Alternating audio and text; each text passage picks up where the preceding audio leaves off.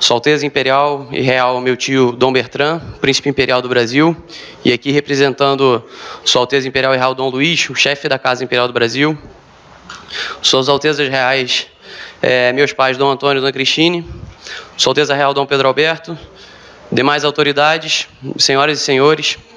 Eu me sinto como católico na obrigação de afirmar minha fé. Miguel conhece minha posição. Essa escola sem partido tem lógica na perspectiva do Estado laico atual. Mas, hoje, a grande crise do mundo atual está exatamente num problema fundamental. Existe um choque entre duas concepções a respeito do homem, da civilização, da cultura e, em consequência disso, também da religião. Uma concepção é a concepção que afirma que o Estado deve ser absolutamente indiferente, deve agir como se Deus não existisse. Ora, a nossa concepção parte do princípio que Deus existe, porque se eu faço abstração de Deus, se o Estado faz abstração de Deus, ele passa a ser o juiz supremo. Ora, o juiz supremo nessa matéria, é a religião. Na visão católica, existe a esfera espiritual e a esfera temporal. A Igreja não tem o direito de intrometer-se em questões meramente temporais. Mas, em se tratando de questões de fé e moral, a Igreja não só tem um direito, mas tem um dever de intervir. Ora, o Estado laico viola esse princípio. O Estado laico parte do princípio que deve organizar-se como se Deus não existisse. E o resultado, qual foi? Foi exatamente o que nós vimos aqui. A imensa tragédia as pessoas abstraírem completamente da única moral verdadeira, porque quer se queira, quer não se queira, Deus existe. Quer se queira, quer não se queira, os direitos de Deus e da religião devem ser respeitados. Essa escola sem partido seria um meio de amarrar para evitar as violações que são feitas, as monstruosidades que são resultantes, mas dessa mentalidade laica que foi imposta a partir dos meados da Revolução anticatólica, anticristã, que começou a partir dos meados dos finais do século XIX. E é toda a concepção do Estado laico, que o Estado deve ter uma posição laica. Ora, isso é fundamentalmente condenado pela Igreja Católica. Eu poderia citar dezenas de documentos a respeito disso. E está na lógica da nossa fé em Deus. Portanto, eu vejo nesse projeto uma barreira na lógica do que eles admitem, do Estado laico, para evitar os abusos que tem havido. Mas, na realidade, quem tem todos os direitos é a doutrina de Deus, a doutrina da Santa Igreja Católica Apostólica Romana, que é a religião que nos foi revelada por nosso Senhor Jesus Cristo. Portanto, nós temos que felicitar o Miguel Najib, na medida que ele faz isso, uma barreira contra os abusos resultantes de algo que não é admitido pela doutrina católica, que é o Estado laico, que o Estado deve ser indiferente com relação às diversas religiões. A doutrina católica sobre a liberdade religiosa é muito clara. Eu não tenho o direito de coerção contra o mal. Perdão, de coerção. Eu não posso coagir alguém a alguma coisa. Mas eu posso fazer um sistema de coerção contra o erro, contra aquilo que se opõe à verdade. Por exemplo, aqui nós temos na sala um professor de física. Está aqui. Imagine-se que um professor de física, um pouco detraqué, um pouco destramelado, começasse a ensinar uma física que não respeitasse uma série de verdades que resultam da ordem natural das coisas. Por exemplo, que negasse a lei de Newton, ou que negasse o princípio fundamental da matemática, ou o teorema de Pitágoras, uma coisa que resultam da ordem natural das coisas, e que ninguém pode negar. teria obrigação de, esse professor não poderia ensinar essas coisas. Ora, exatamente, em consequência de uma falsa interpretação da liberdade religiosa, se chegou a todos os abusos atuais. E a esse estado em que as pessoas se julgam no direito de querer falar absolutamente o que bem entende e do Estado querer legislar sobre absolutamente o que bem entende. Por exemplo, um ponto fundamental, Deus criou o homem, os homens, a sua imagem e semelhança, os criou homem e mulher. Isso está no Gênesis. Depois é uma coisa evidente, uma verdade óbvia. Ninguém tem o direito de pregar o contrário. Porque é uma coisa óbvia. Quer dizer, as pessoas têm o direito pleno à verdade, não à minha verdade. Tem o direito à verdade que resulta da lei de Deus, da revelação, da boa ordem imposta por Deus na criação. Esse ponto é absolutamente fundamental. Eu queria deixar claro para que não houvesse um equívoco, no sentido que nós aceitamos esse Estado moderno que faz a abstração de Deus, e se atira Deus do panorama, inevitavelmente nós caímos no que caímos. Ora, a primeira de todas as verdades é que Deus existe. Eu não posso coagir alguém, pôr uma pistola no peito, isso é contra a doutrina católica. Ou você se converte, ou você morre. Isso é contra a doutrina católica. Mas eu não posso dar liberdade a que se ensine o erro. Eu não posso dar liberdade a que se ensine essas monstruosidades todas. Portanto, eu fiz questão, com todo respeito, apenas para deixar claro, isso tem toda a coerência na perspectiva de algo que começa com um erro, que é o Estado laico. E o Estado não tem o direito de ser laico. O Estado tem o direito de respeitar aquele de quem todo poder vem. Porque todo poder é uma derivação do poder de Deus. O poder de um pai sobre os filhos é uma derivação do poder de Deus. O direito de um professor para ensinar o bem, fazer o bem, é uma derivação do poder de Deus. O direito de um guarda de trânsito na esquina, ele, exercendo sua função, desobedecê-lo sem uma grave causa, é uma violação do direito de Deus. E é, portanto, um pecado contra o quarto mandamento da lei de Deus. Essa é a realidade.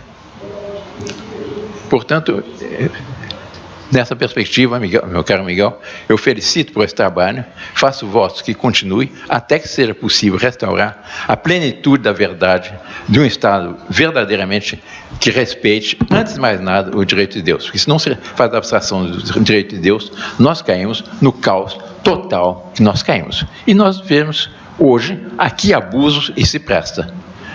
A relativização de todas as coisas, na imoralidade mais absoluta, nas monstruosidades mais terríveis e em todas as consequências apocalípticas que poderia dizer que o mundo moderno sofre em consequência desse falso princípio uma falsa compreensão a respeito da liberdade religiosa e do Estado, da questão da separação da Estado, a sociedade temporal e a sociedade espiritual.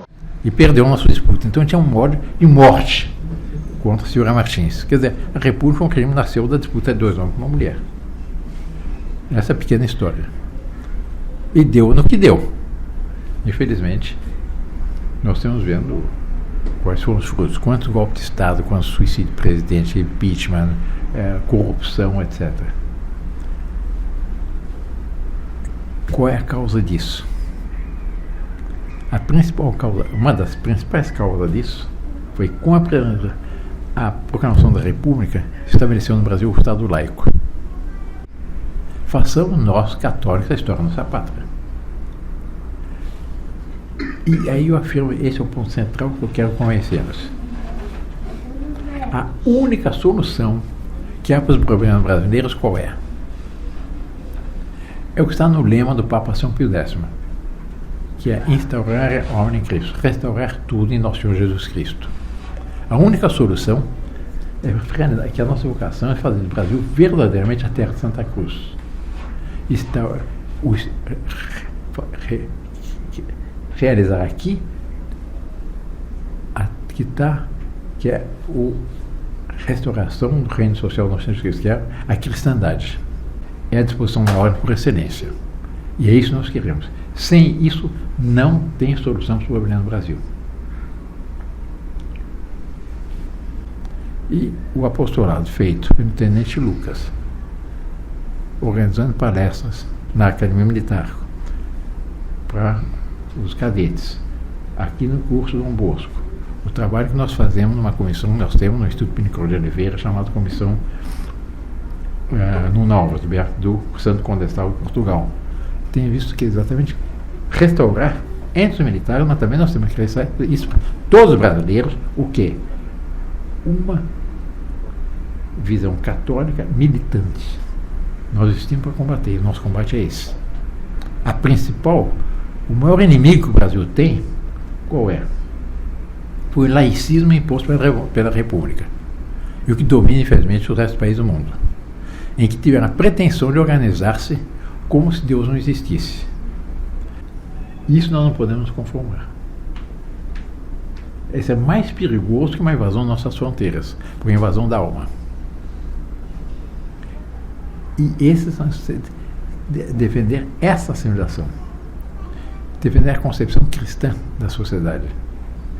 Porque o homem vai criar a imagem e semelhança de Deus, de onde decorre uma série de princípios, inclusive para o temporal.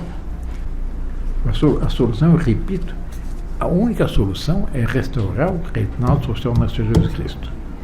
Sem isso, o Brasil vai melhora um pouco, piora bastante, melhora um pouco, piora bastante e vai afundando nessa tragédia de um Estado laico e um Estado sem Deus.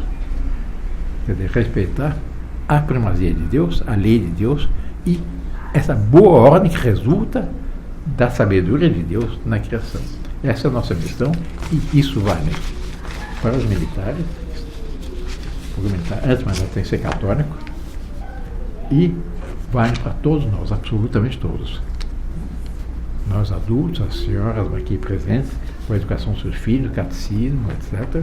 E também nas suas áreas de influência, defender esses princípios e não ter medo de defender os princípios católicos. E defender com ufania. Nós temos que ter ufania de ser católicos. Assim como temos ufania de ser brasileiro, temos ufania de ser católicos militantes. Qualquer ambiente nós temos sempre a preocupação que a glória de Deus, o serviço de Deus, a defesa dos direitos de Deus. Mas saíam pelo o desejo do acrescentamento da Santa Fé, a expansão da fé. Essa foi a maravilha do Brasil. Gilberto Freire, que é insuspeito, diz o seguinte: o Brasil formou-se despreocupado se os colonizadores da unidade ou da pureza da fé. Durante quase todo o século XVI, que é de 1500 a 1600, a colônia, era chamada de colônia, mas era continuação de Portugal, esteve escancarada a estrangeiros, só importando as autoridades coloniais que fossem de fé ou religião católica. Os navios que trouxeram os primeiros colonos tinham sempre a bordo um jesuíta, um franciscano ou um dominicano, que iam fazer uma viagem toda com uma missão: evitar que houvesse qualquer infiltrado que se fizesse católico, mas na realidade não era, para preservar a fé católica no Brasil, que não fosse contagiada pela maldição, pela lepra do protestantismo, do calvinismo, de todas essas religiões, fruto da pseudo-reforma protestante. E assim manteve-se essa coesão. Essa solidariedade que havia entre os católicos manteve-se reunindo-se contra os calvinistas franceses, contra os reformadores holandeses, contra os protestantes ingleses, e o catolicismo foi realmente o cimento da nossa unidade. O que uniu o Brasil, que mantém essa unidade até hoje, o que é a nossa fé católica. E essa corrupção que há no Brasil resulta desse Estado laico. Tirou-se a Deus do panorama. Aboliu-se o temor de Deus. Então cada um faz o que quiser. No Estado laico, cada cabeça uma sentença, cada governo muda tudo. A única solução para os males que nos afligem está no lema São Pio X: instaurare omnem Christo, que é restaurar tudo em nosso Senhor Jesus Cristo. Não há outra solução. é a restauração da cristandade, é restabelecer o reinado social do nosso Senhor Jesus Cristo. E eu termino com um texto de Leão XIII, que é muito importante para nós. E é exatamente o contrário do Estado laico, é a condenação do Estado laico. Diz o Papa Leão XIII na sua encíclica Immortale Dei: constituídos sobre esses princípios, os princípios católicos, é evidente que o Estado tem um dever de cumprir, por meio do culto público, as numerosas e importantes obrigações que unem a Deus. Os homens não são menos sujeitos ao poder de Deus quando vivem unidos em sociedade do que quando vivem isolados. A sociedade, por sua vez, não está menos obrigada que os particulares a dar graças a Deus, a quem deve a sua existência, a sua conservação e a inumerável abundância de seus bens.